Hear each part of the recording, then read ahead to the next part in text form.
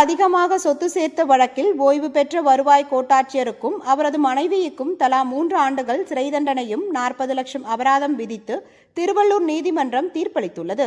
திருவள்ளூர் மாவட்டம் திருத்தணி பகுதியை சேர்ந்தவர் அருணாச்சலம். கடந்த 2007ஆம் ஆண்டு திருச்சி மாவட்டம் முசிறி கோட்டாட்சியராக பணியாற்றியுள்ளார்.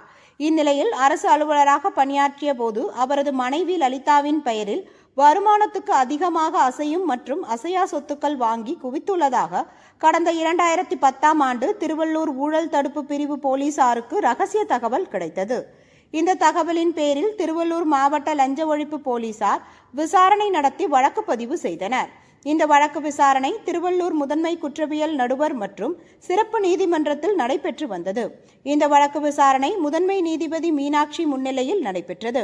வழக்கை விசாரித்த நீதிபதி குற்றம் சாட்டப்பட்ட அருணாச்சலம் வருமானத்திற்கு அதிகமாக அசையும் மற்றும் அசையா சொத்து சேர்த்தது நிரூபணமானதால் கணவன் மனைவி ஆகிய இருவருக்கும் 3 ஆண்டுகள் சிறை தண்டனையும் 40 லட்சம் அபராதமும் அபராத தொகையாக கட்ட தவறினால் ஓராண்டு சிறை தண்டனையும் விதித்து தீர்ப்பளித்தார்.